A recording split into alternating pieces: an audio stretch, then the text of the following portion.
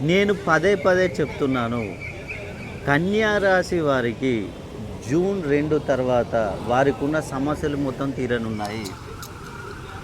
ఎందుకు చెప్తున్నానంటే, మిథున రాశి నుండి గురుడు కర్కాటక రాశిలోకి రాబోతున్నాడు.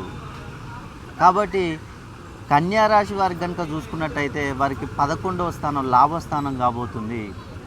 ఈ సంవత్సరం మీకు జూన్ 2 తర్వాత ఏ సమస్యలున్నా కూడా రుణ సమస్యలు, అదేవిధంగా వివాహ సమస్యలు, సంతాన విషయంలో కానీ, విదేశీ ప్రయాణాలు కానీ, ఇలా ఏ విషయంలో చూసుకున్నా కూడా మీకు అద్భుతంగా ఉండబోతుంది.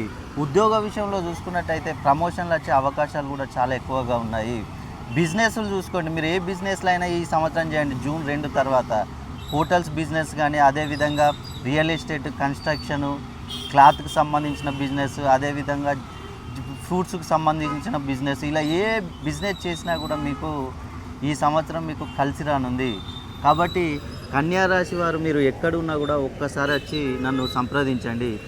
మీ యొక్క డేట్ ఆఫ్ బర్త్ను కనుక నాకు పంపించినట్లయితే మీ పేరులో కరెక్షన్ ఇచ్చి మీ సమస్యలు మొత్తం పోయేటట్టు చేస్తాను.